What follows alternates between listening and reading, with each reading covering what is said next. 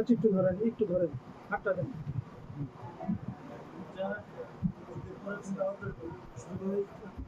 G, thank you. আপনারা জানেন যে হচ্ছে গিয়ে প্রত্যেকটা ঈদ বা সামাজিক অনুষ্ঠান যখনই হোক, আমরা যেভাবে সম্ভব পারি আমরা হচ্ছে গিয়ে আমাদের এই শহীদ রিয়াজ পরিবারের সাথে আমরা সবসময় থাকি।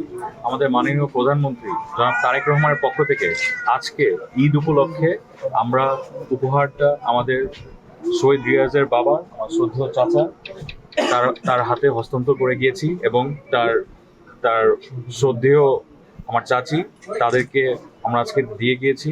তার ছেলেরা আছে এখানে, আমার ভাইরা।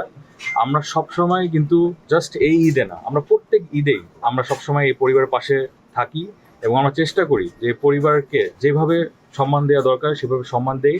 আপনারা জানেন ইতিমধ্যেই আমাদের মাননীয় সংসদ সদস্য জনাব আমানুল্লাহ আমান সাহেব এই শহীদ রিয়াজের স্মৃতি ধরে রাখার জন্য ঘাটার চরে রিয়াজ চত্বরটি সুন্দর করে আবারও বানাচ্ছেন, যেন এই শহীদ রিয়াজের স্মৃতি আমরা ধরে রাখতে পারি এবং তাকে আমরা শ্রদ্ধা জানাতে পারি।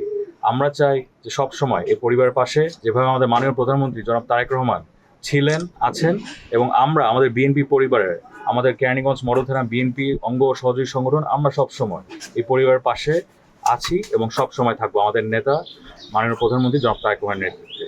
ধন্যবাদ।